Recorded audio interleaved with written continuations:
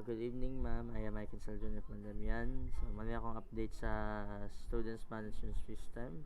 So, makita niyo mo dire ang main dire, mga selections sa students. Dili na ka mag-create ng student. Kahit mo ko daan. So, dire na ka. Basic information, academic details, personal information. Pag man sa register, dito mag-add na siya, automatic add na dire. Sa subjects, mag-create kag subject is example NSTP.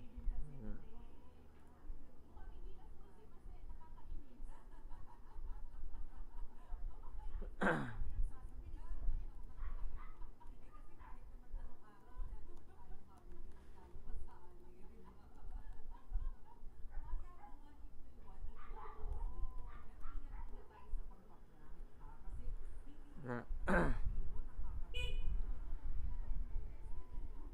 sabi ko kita sa courses pwede na ka mag-create og course same thing pero na makita na nimo ang course name ug description. Same thing siya sa subjects. Attendance, magbuhat kag attendance dire kana dili na ka mag-create og attendance. Tapos absent pa siya, late sa schedule sa subjects okay na sa students sa attendance Jerry Carlos schedule depende sa subject. Sa courses na,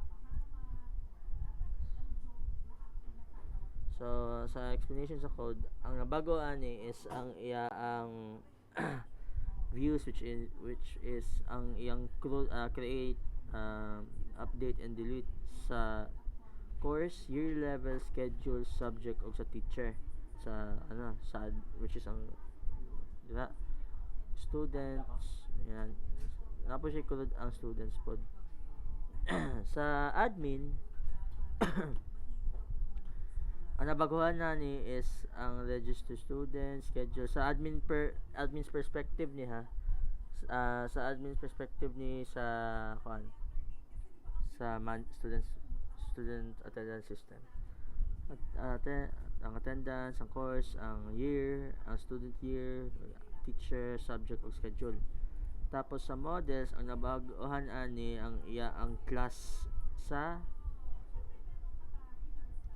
class sa sa pag-sign in sa mga sa students ni sa student kaning date and time katong nasa mga attendance kaning ID ang ID status students, schedule date time class ni siya. So